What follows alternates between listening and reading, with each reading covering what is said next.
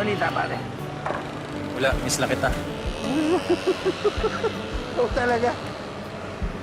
Hindi, alis muna ako. Usapin ko si Bombay. Hindi kasi ako nakabayad sa kanya na sana huwag mo na ako singilin sa porsyento. Huwag mo nang intindihin si Bombay. Kasalubong kami nung Sabado. Binigay ko muna yung hulog mo para di ka matubuan. Ginawa mo yan para sa akin? Oo naman, ano ka ba? Para salamat. Oo. Parang gusto mo pang kumisa, ikaw talaga. Hoy! Huwag mo pakialaman yan!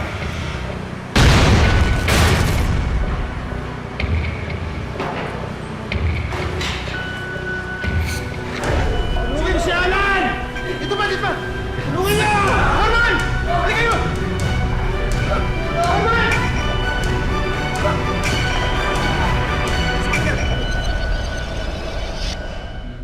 Siya si Norman, mabuting asawa at ama, masipag na manggagawa at matulunging kaibigan. Pero lahat ng ito magbabago dahil sa isang hindi inaasahang insidente. Dahilan para bumaligtad ang pananaw niya sa mundo. Magandang araw po mga kapuso. Ako po si Vicky Morales at ito ang Wish Ko Lang. Let's go. Pagkatapos natin magsimba, kain tayo. Ha? Ayan, anong gusto nyo kainin? Sabi ni Mami. Oo, di ba sabi niya, ano bang feel? Ay, nakuhulaan ko pa nung kakain. Anong gustong kainin? Alam ko, manok na naman itong mga. Ito, mahilig sa manok to eh. Oy! Paano kayo manok? Ano naman? Pare, mukhang may lakad tayo ah. Pare, magsisimba lang kami. Tagay muna. Magsisimba nga eh. Patagayan mo. Dati naman tayo pag naman sinarman sa atin ah. Di bale, pare, pag medyo nakalibre sa trabaho, ako mismo magyayaya sa inyo.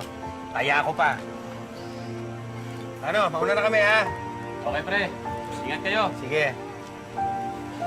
So yun na nga to. Para ka nang baka sa akin. Niyayaya ko na. Bukas mo na yan, ano ka ba? Ano ba naman, Han? Tagal na natin pa yung dalawang yan. Siyempre, kailangan pagsamahan natin sila. Tayo Tara yan. na. Ito, excited na to eh. Oy! Minsan lang ha. Ayoko pare. Nabintaw ng kalakal.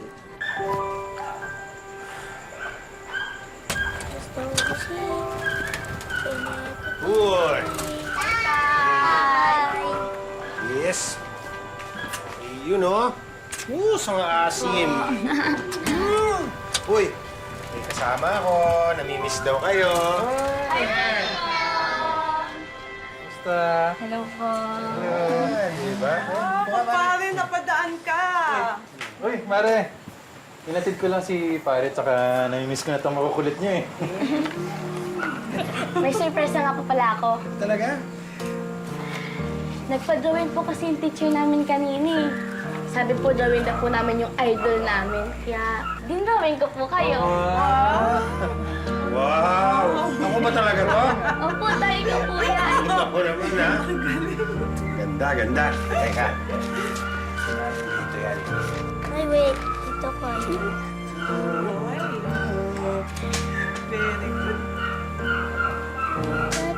Wow, pare. Ha? Kita mo ha, wala ka niyan. Talaga? Sabit ko na ha. Talagang kinabit mo dyan, ha? Siyempre. Yan ako, ano po. Ang patakot ng mga ano. Ang gapo niya nga po dyan eh. Yan, pag susuntok ka, yung binti mo kailangan nakaano para pag suntok mo may power, gano'n. Ha? O, sige, dito. Yan, kabila. Ako naman. Ganun mo, mami mo. Yun o, di ba? O, ikaw. Ang galing mo talaga, Tay. Baka. Okay, nakanala ko. Punta na sa school, late na kayo. Sige na, papasok na daw, sabi ni Mami. Nagpa-practice Bye, lang kami. bye na po. Bye-bye. Makabait, ha? Bye. Makabait. Bye na. Huwag na tayo masyado ha. Ingat kayo, ha? Bye po. Bye-bye, ingat kayo. Ay, naku. Ang anak natin, baka mapaaway sa school sa mga tinuturo mo, ha? Hindi naman, ha? Hindi ko naman tinuturuan makipag-away ang anak mo. Tinuturuan ko lang siya dumipensa sa sarili niya. Para ako yung anak mo, baka mamaya bubuli-bulihin sa school yan. Mabuti na yung marunong mag-self-defense. Eh, bakit? Hindi naman lahat ng lalaki nakikipag-away, ah. O, sige, hindi na. Hindi na. Ako nga, hindi ako nakikipag-away, di ba? Pasok na ako, ha? Oo. Ano naman ganyan na kasi, Mango? At smile na. Smile na. Sige na. Hindi ako papasok pag hindi ka nakasmile. Smile na, smile na. Isa pa ang smile. Yung totoong smile. Sige na, pwede na ako pumasok. Ha, pasok na ako. Okay, sige, ha? Pasalubong. Pasalubong, ha? Okay, isa pa. Okay, sige. Bye, Annie. Bye, Mal. O, yung mga kara dyan, pakilinis nyo ha, para maistignan yan ha. Sige, yung pwede bang gawin ha? Ayusin yung lahat mga ayusin dyan.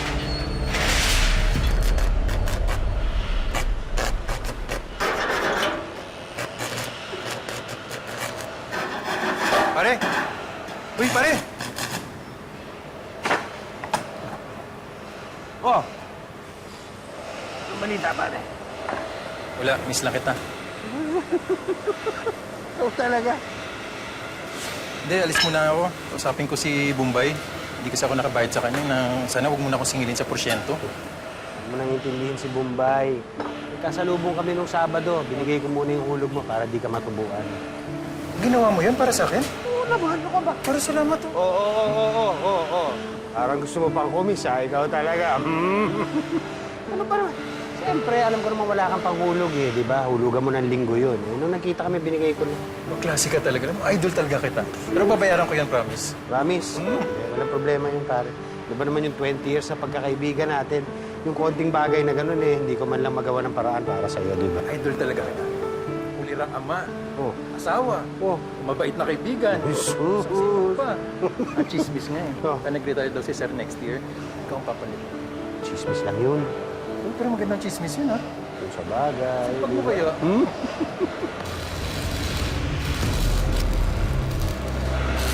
Hoy! Ano pakialaman yan?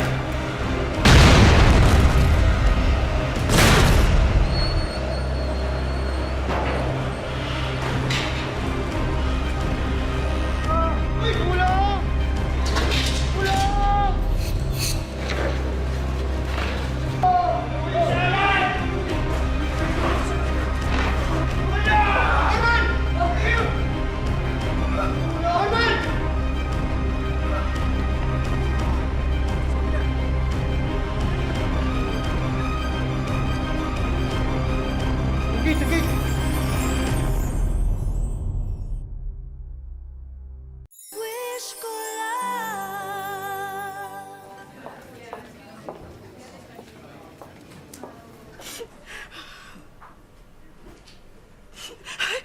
Mahal. Diyos ko, salamat po, mahal. Kumusta ka? Ano nangyari? Pare, huwag ka muna kumilos, ha? Mari ka tawagin ko ng doktor. Oo, sige. Mahal, buti naman. Kumusta pakiramdam mo? Ano nangyari, mahal?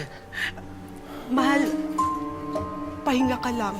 Huwag kang gumalaw masyado, ha? Buti naman nagising ka na. Mahal, hindi ko maramdaman ang binti ko. Mahal, hindi ko maramdaman ang binti ko. Relax ka muna. Dali. Mahal, ano nangyari sa binti ko? Ano nangyari? Bakit pinutol nila?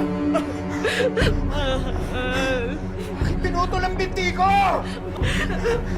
Mahal, paano mabuhay ka? Sige, mahal, bakit pinutol nila?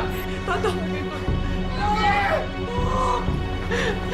Napaka-explain. Bakit pinutol niyo yung binti ko?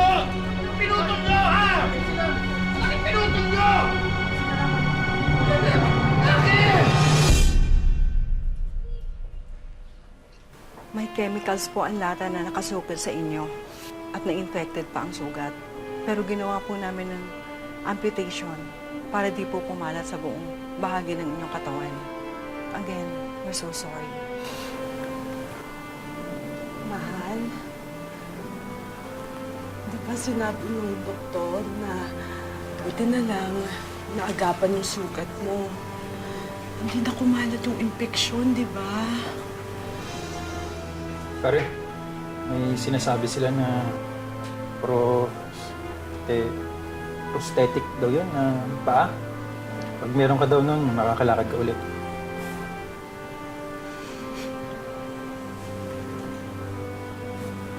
Tandaan.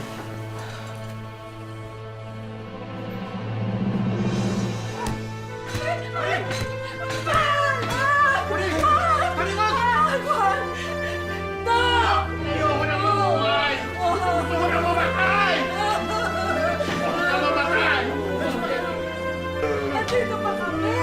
Gusto na mamatay! Nandito pa kami!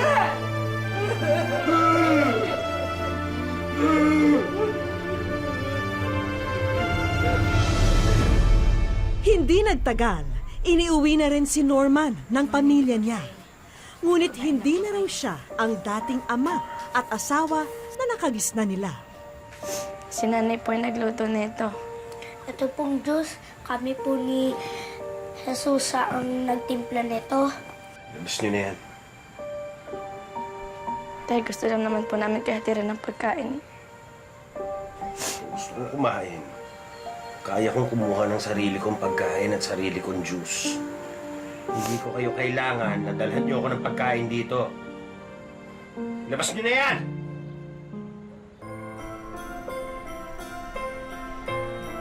Sa tulong ng mga kamag-anak at kaibigan, nakabitan ng isang artificial leg si Norman. At dahil dito, tila nagkaroon ng panibagong pag-asa si Norman.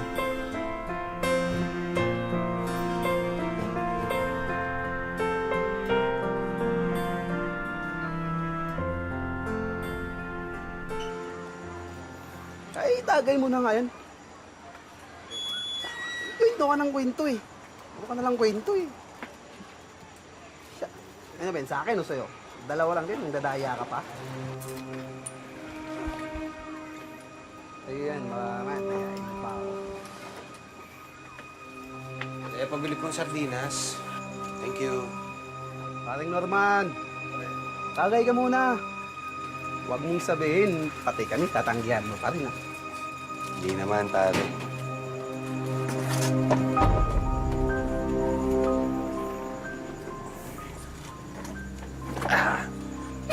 Ayan ba to?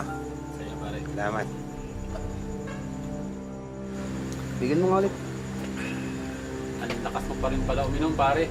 Hindi naman. Tagal na tayo di nakakapag-inuman eh. Sige.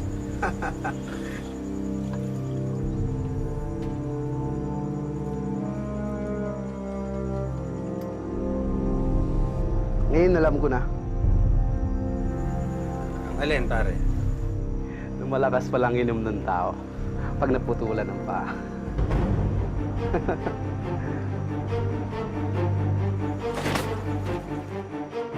Bago ka! Delay ka na! Tandaan mo to, ha? Sira ulo kayo ah! Ano? Ewan ba kayo? Tandaan mo to! Babalian kita! Sige! Uy, pare! Yes, ka lang. Tara, uwi muna tayo.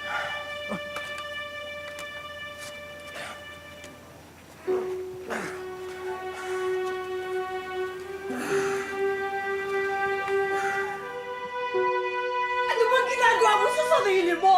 Ha? Kung may problema ka, magsalita ka sa amin! Ano ang ginagawa mo? Tignan mo sarili mo! Pare, natural lang naman na masama pa rin ang loob mo hanggang ngayon eh. Pero sana naman pare, huwag mo naman daanin sa pananakit. Nalala mo ba yung sinabi ng doktor? Maswerte ka pa rin nga daw eh. Dahil hindi napuruhan ng sumabog na bakal. Maswerte? Ako, maswerte? Sinasabi mo lang yan dahil hindi ikaw ang nadisgrasya. Uy, totoo yun pare. Hindi ka nag-iisa. Nandito kami ni Kumari para tumulong sa'yo. Kailangan ng tulong mo! High school pa lang tayo, ako na nagdadala sa'yo. Hanggang ngayon. Tapos sasabihin mo sa akin, tutulungan mo ako? Hindi kita kailangan. Umalis ka sa pamamahay ko!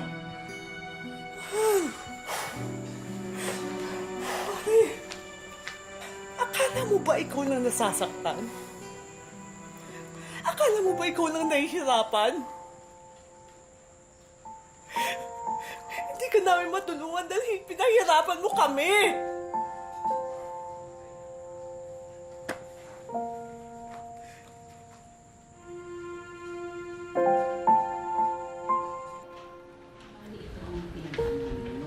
Upang patunayan na meron pa siyang silbi, nag-apply bilang welder si Norman. Pero laging iisa lang ang resulta nito.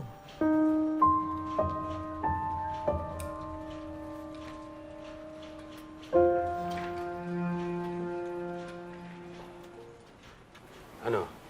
Hindi na naman ako tanggap? I'm sorry, Norman. I'm sorry. Pasado naman ako sa interview, hindi ba? Pasado ako sa mga exam. Ba't di mo ako mabigyan ng trabaho? Kalma ka lang, Norman. Kalma? Kalma? Mas qualified pa ako sa mga ibang aplikante mo. Pero hindi mo ako mabigyan ng trabaho dahil plastic ang pako! Pag-inutil ka pa kaysa sa akin!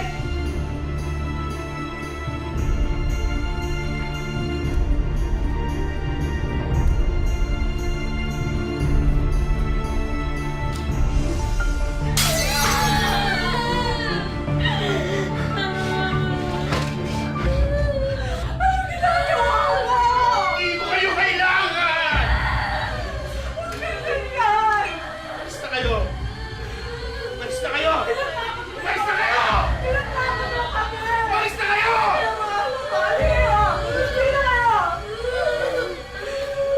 Ano mo ginagawa ko sa mga anak ko? Tinatakot mo kami!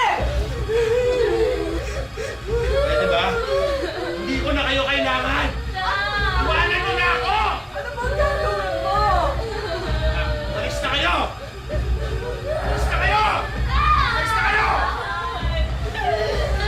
Gagawin mo? Alis na kayo! Ina, alis na kayo!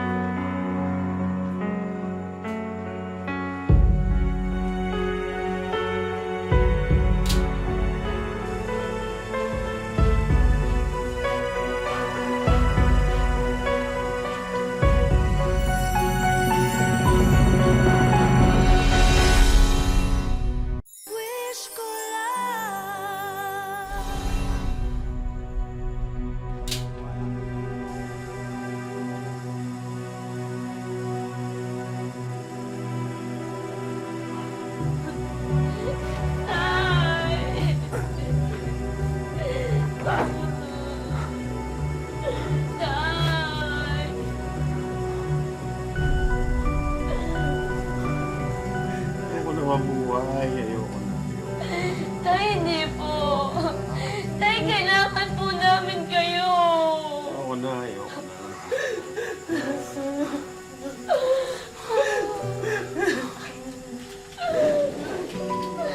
Ayun po.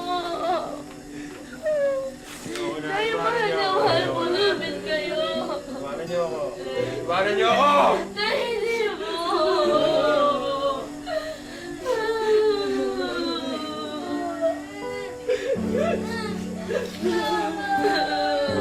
Inamalis na kayo! Iwanan niyo na ako! Ayoko na!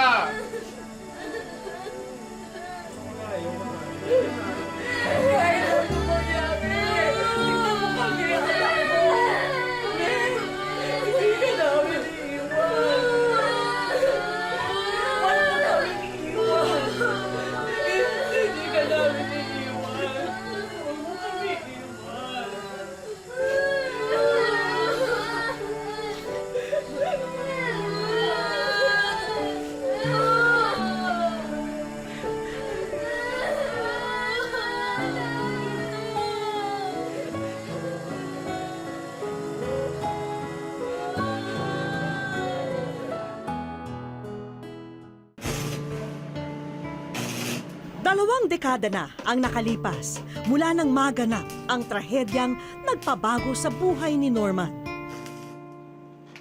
Pero hanggang sa mga araw na to, ang bawat hakbang ng kanyang bakal na paa nagpapaalala na pangalawang buhay na ang tinatamasa niya ngayon. Pero maliban sa pinsala nito sa kanyang katawan, labis din daw ang hapdi na dulot nito sa kanyang puso, isipan at pananampalataya. Kaya naman piling-pili lamang daw ang mga taong hinaharap niya noon. Galit na galit ako sa kanya, kay Lord. Wala naman akong nagawang pagkakamali sa'yo. Tapos nangyari sa akin to. Sana kinuha mo na lang ako.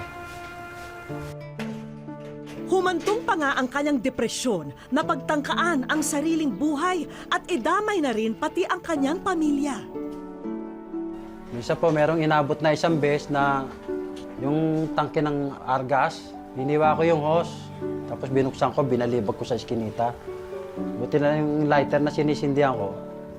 Ayaw magsindi niya. Kung nagsindi yun, sabog yung buong iskinitang yun. Pagkatapos ng insidenteng yun, animoy itinakda naman ang pagkakataon na mapadpad sa bahay ni Norman ang mga kamag-anak na matagal nang hindi nakikita.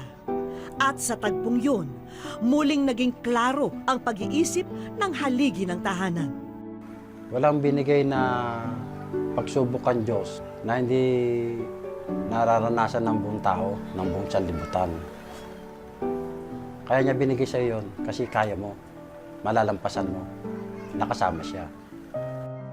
Ang mga salitang yun ang muling nagpabangon kay Norman.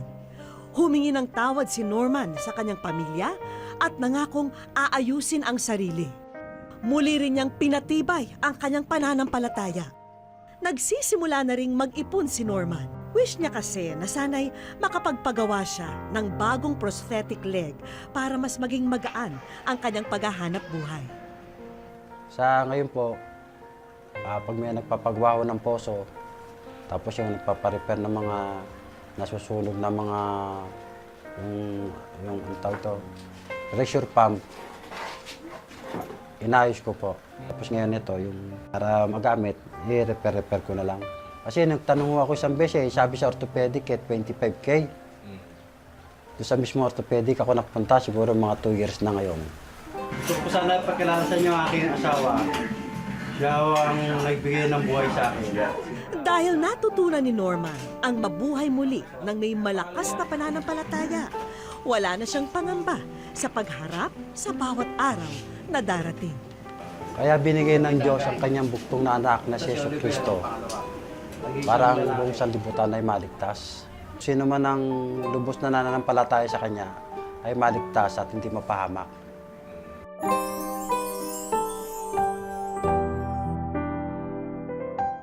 Sa aming pagbabalik, Ikaw ay nasa wish ko lang.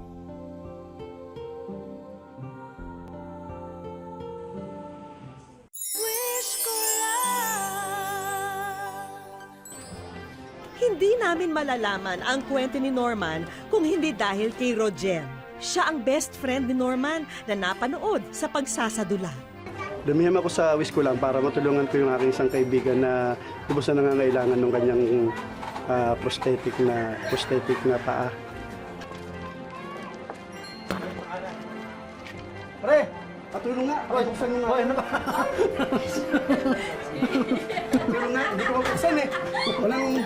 At dahil si Rogel na ang aming kinunsyaba, siya na rin ang bahala para sorpresahin ang kanyang BFF o best friend forever. Taboy pa.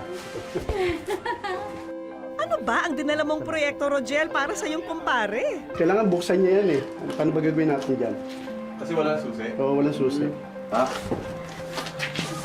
Sana mabuksan mo ang kaong ito dahil mahalaga ang nasa loob nito.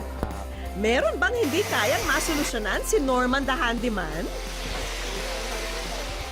Nang mabuksan na ang misteryosong baul, eto ang tumambad sa kanya. Ikaw ay nasa wish ko lang.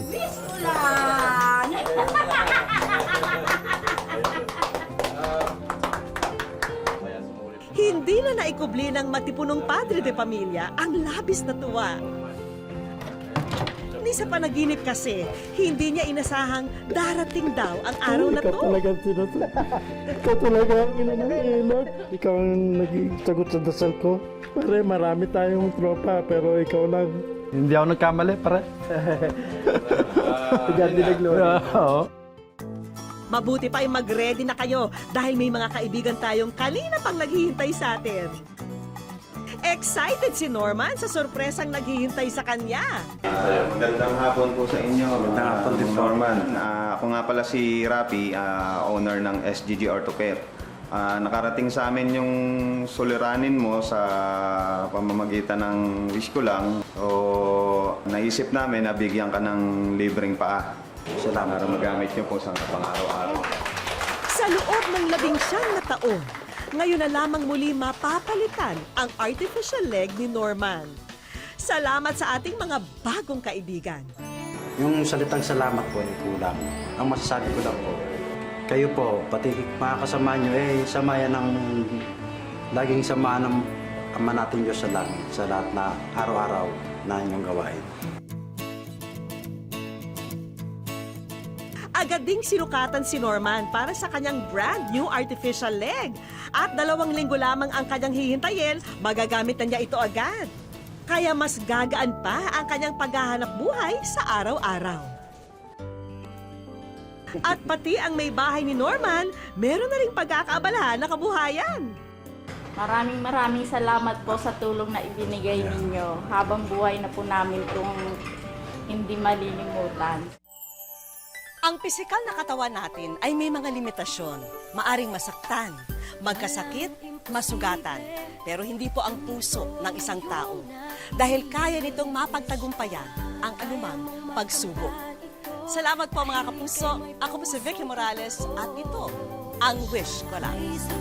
Naghihintay sa'yo kaya't